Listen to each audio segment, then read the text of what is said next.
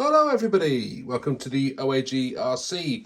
It is March and we finished the Thunder Dragon, which hopefully you all enjoyed seeing that concluded during February. It did have a little sort of maiden run, however, I had a problem, but at the time I was really concerned because I thought I had a problem with the running of the car. Something wasn't quite right. I thought it might have been the ESC, but it wasn't. Actually, what happened is I put the wrong battery in, and the battery I put in was already run out. And therefore it had no power, it wasn't running, it kept cutting out, and it was all my fault. So, it is awesome, and I do like it, and it's been a little bit of a gap, because you guys have seen that build video through Feb. But actually I built this back last autumn.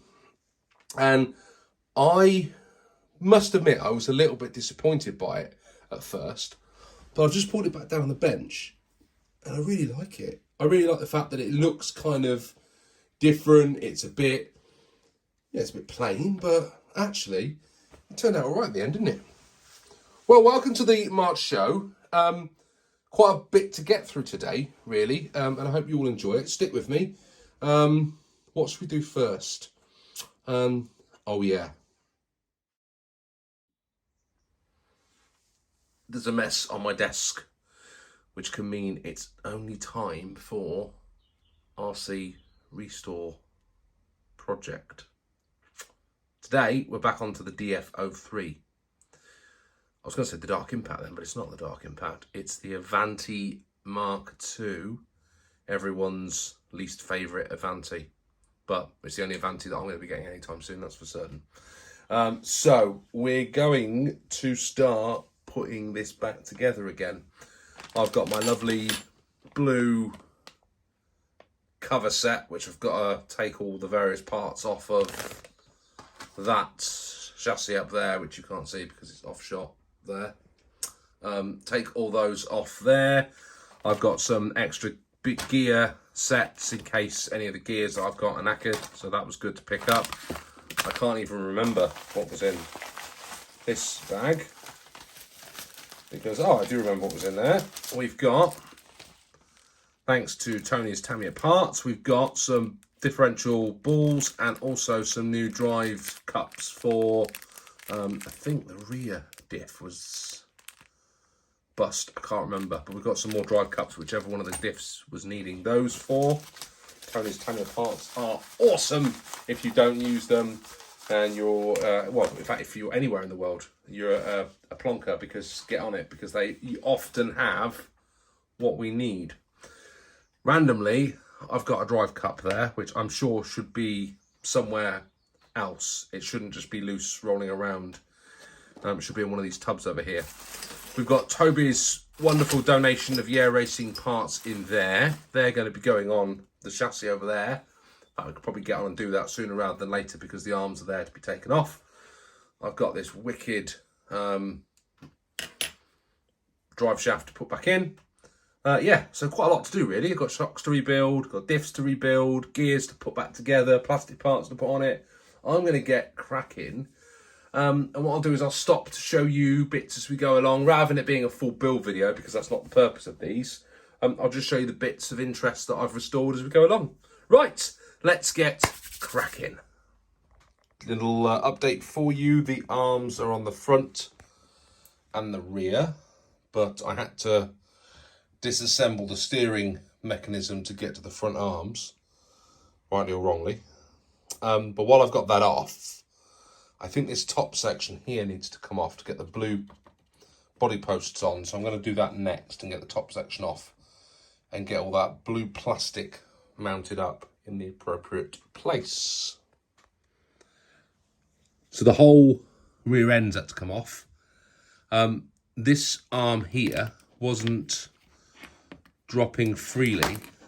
It had a lot of resistance, so I had to file away some of the rear gearbox here just to loosen that arm up a little bit.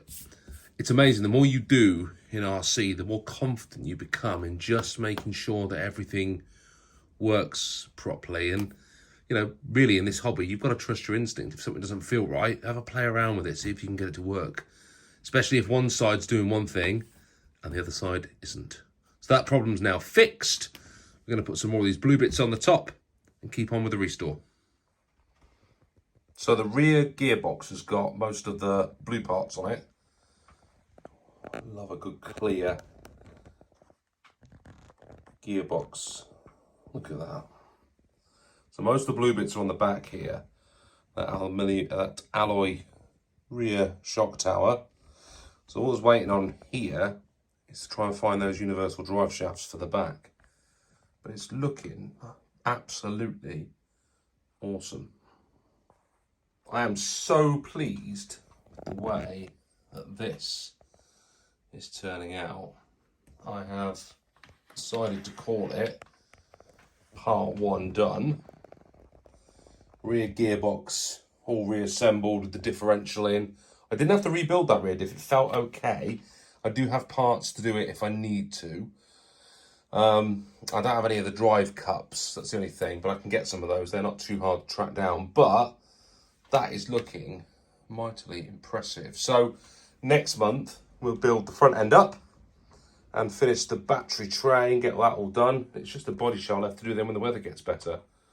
But I'm really, really enjoying putting this DF03 back together. Right, on to the next part of the show.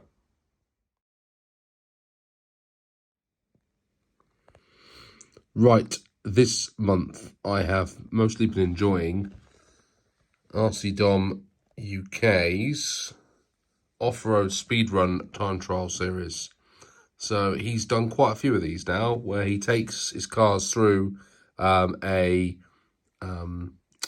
speed run and then a time trial around the Dusty 8 circuit that he's set up, and it is really good fun.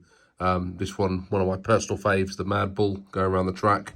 So if you enjoy looking at speed runs and time trials, head over to Dom's channel and go and check out his series on the off-road speed runs and time trials.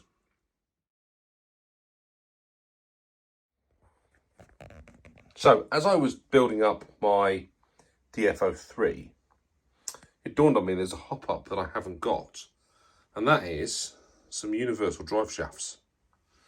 So I'm going to go on the hop-up hunt for some universal drive shafts for this.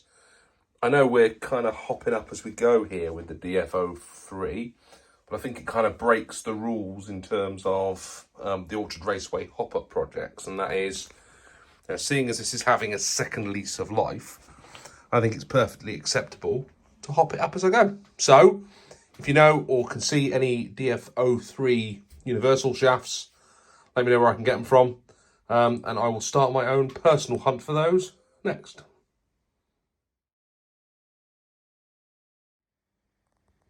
So, RC channels that I like this month. New one for me, Arky RC. We've got 73 subscribers, but anybody who has videos on the Kyosho Raider is a channel that I will support. He's got loads of other cool videos with some classic Kyoshos on, so get over there and give him some views, but mostly please check out his Raider content because, well, you know, I love a Raider here at the OAG RC. So go and check out Arky RC and give them a like.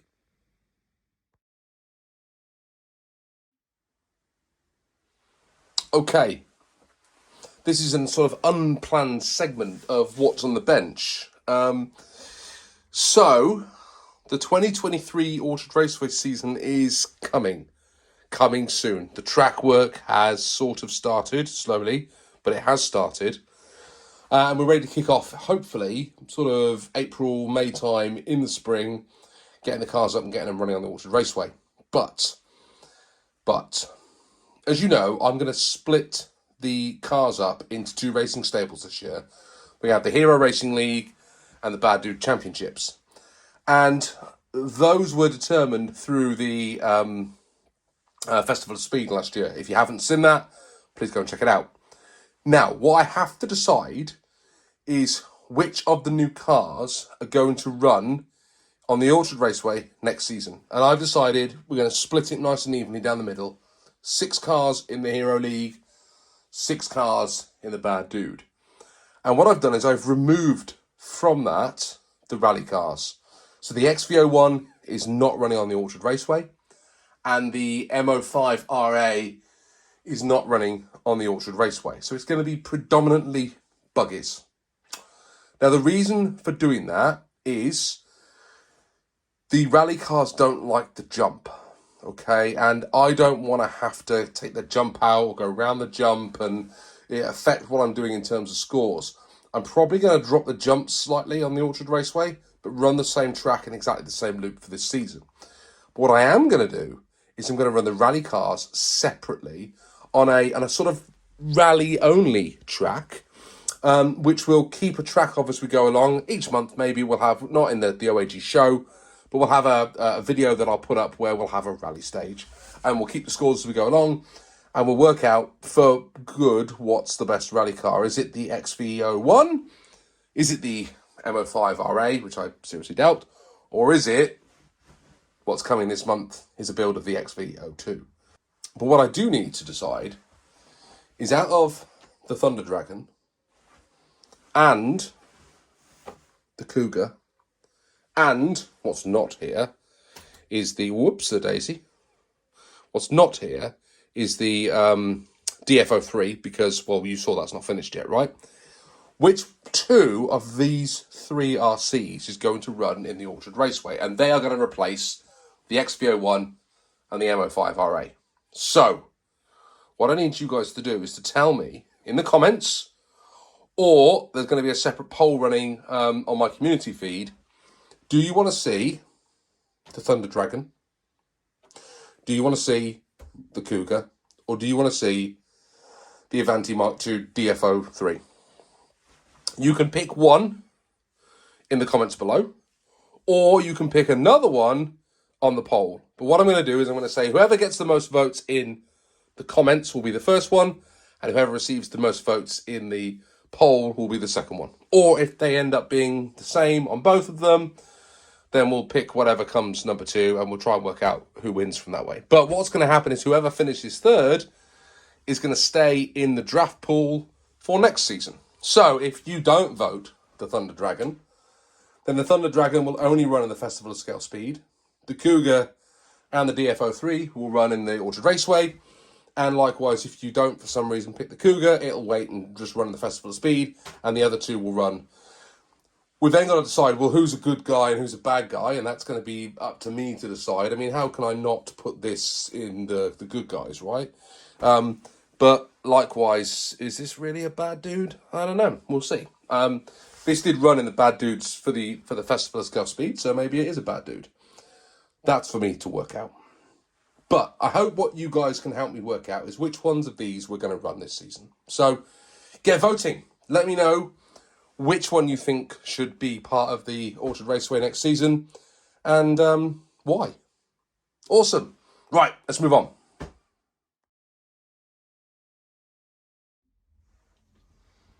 Right, everybody, welcome to Hop-Up Corner this month.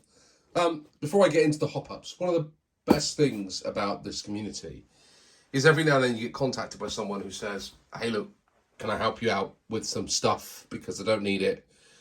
And you know, I'm always very grateful of people who watch the channel and say, I think you might like this, or I think you might be able to find a better use for this than me. And Nigel contacted me. Nigel, hi, how you doing?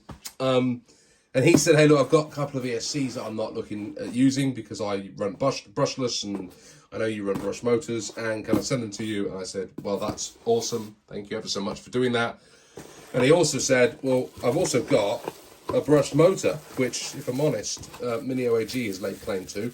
So he sent me this, which is a 15-turn sport-tuned brushed motor with adjustable, replaceable brushes, and I mean, that just looks cool, doesn't it? I love the look of these things. I mean, I can't get over sometimes how awesome some of our RC parts look, and that just is a thing of beauty, really. I don't know how it's going to run.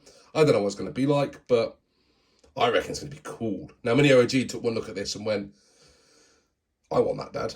And I said, well, you have to fight me for it. And guess what? She won, as she always does. So that potentially is going to be going in her Rising Fighter when she finally gets around to building it. And yeah, it's going to be awesome, basically. But he also sent me a couple of ESCs as well. So Nigel, thank you so much for sending this stuff over. This is going to be certainly awesome for Mini OAG.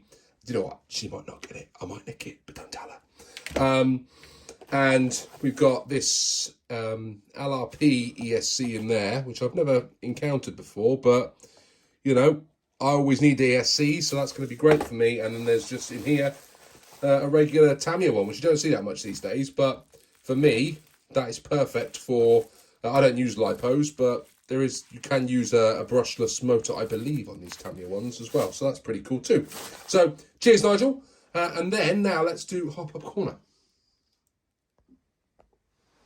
Right, first hop up today on the bench, and we'll be putting these onto an RC, surely, is from Glenn at Riviera RC. And Glenn sent me over, we were chatting about the CC01 chassis that Dom sent me over, and he said to me, to lock the diff, all you need to do is take one of these, bevel gears, pop it into the diff, and it will lock it up. And I said, wow, that's great. I haven't got any spare bevel gears. He said, don't worry, I've got a few. I'll send you one over. And he's actually sent me 2. What an absolute legend. So, Glenn, thank you for those. But also, what he then sent me was a series of different springs that go onto the shocks on the CC01. And what he said in the note to me,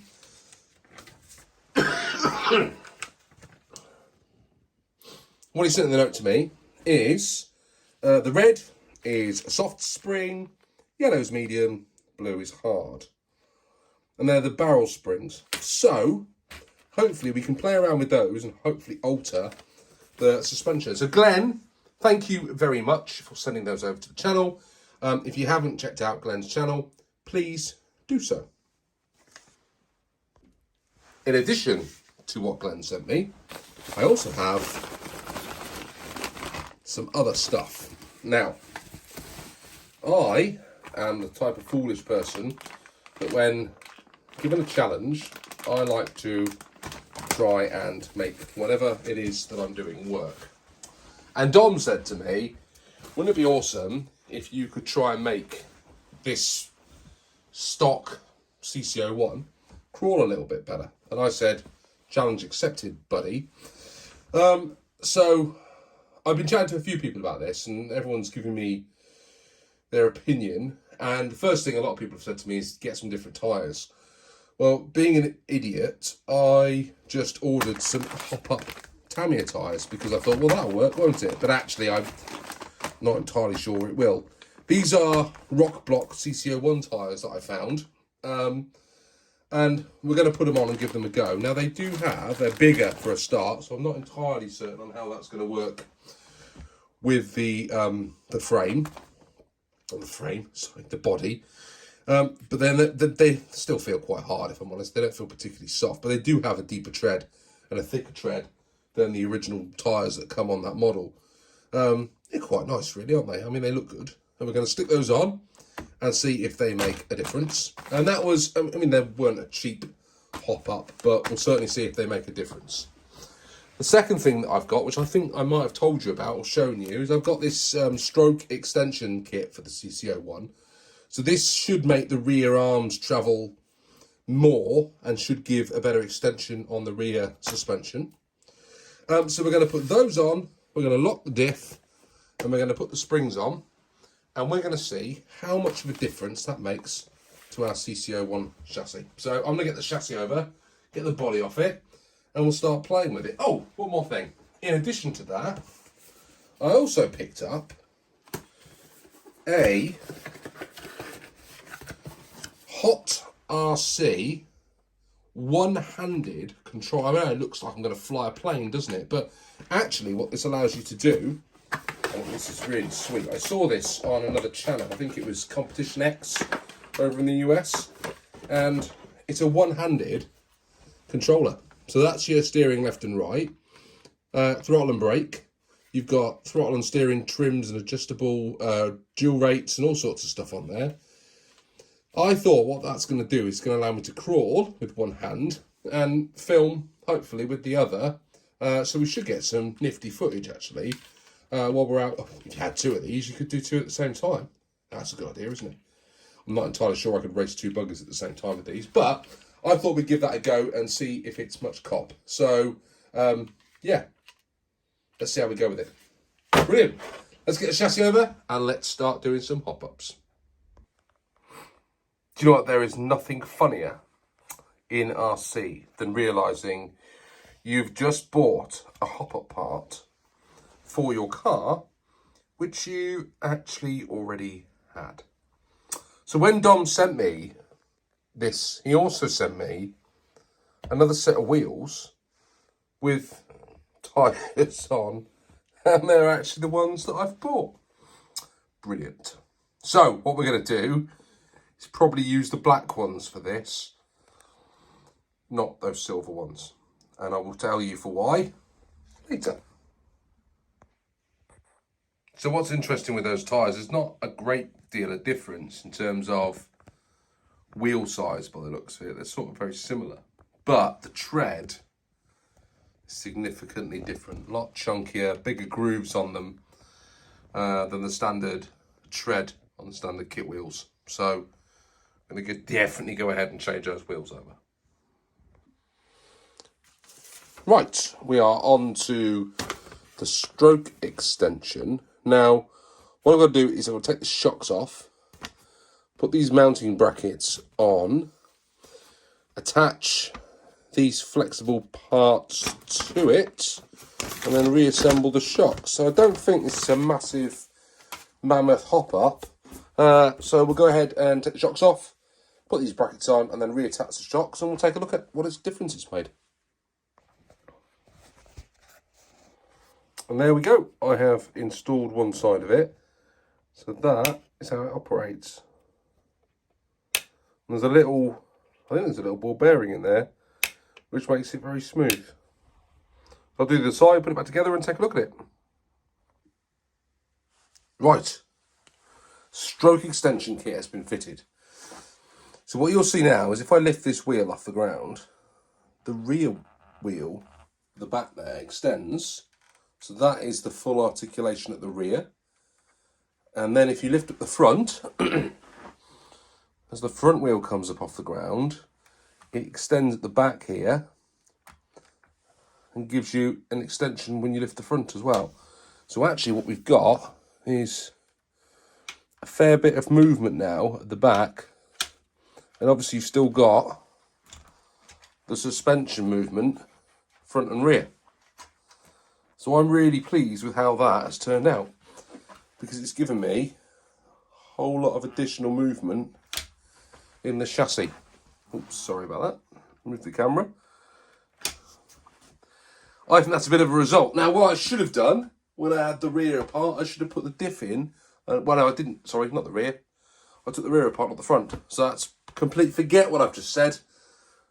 Right, we are in a position, I think, to go and give this a test before we lock the front diff. So we're going to get this back out on the in the garden, on the track, have a little play around, and let's see if it's any better. Now we've changed the tyres and also put that stroke extension in. That is it for Hop Up Corner this month.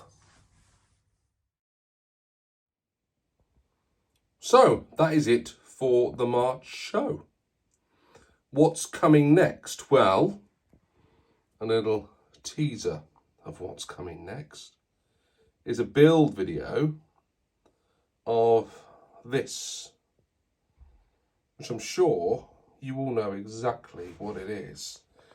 But I'm not going to show you much more than that because I don't want to give it all away. But I will show you how bad my cutting out of the wheel arches are, but how neat my paintwork was on this particular model. And you can all work out exactly what's going on under that chassis, can't you? It's going to be fun. Whatever you do this month, make sure you have some good old-fashioned fun. And I will see you all soon on the OAG RC. And I can't wave at you because I'm still doing the camera work. But I'll do a quick goodbye to you all now. Bye.